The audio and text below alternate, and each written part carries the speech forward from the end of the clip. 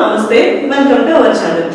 Heroine Alia గురించి తన acting గురించి స్పెషల్ గా చెప్పాల్సిన అవసరం లేదు. RRR మూవీతో ఆవిడ మన ఇండస్ట్రీలోకి అడుగు పెట్టారు.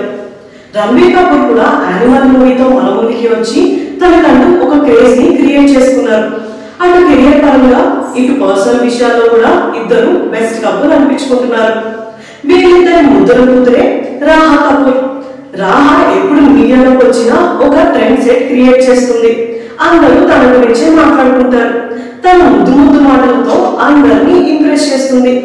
ఇప్పుడు కపూర్ ఫ్యామిలీకి ఉన్న ఏకైక వారసురాలు రాహా కపూర్.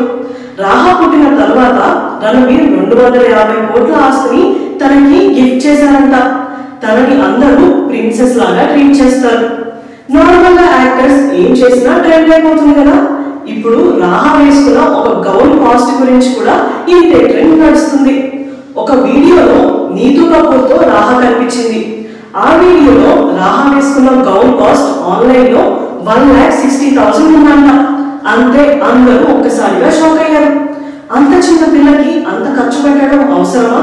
ఆస్తి ఉన్న వాళ్ళకి ఒకలాగా, ఆస్తి లేని వాళ్ళకి ఒకలాగా అని ఒకరు మాట్లాడుకుంటుంటే ఉన్న ఒకే ఒక వారసురాల మీద ముచ్చట తీర్చుకోవడంలో తప్పేముంది అని కొంతమంది పాజిటివ్ కామెంట్స్ చేస్తున్నారు.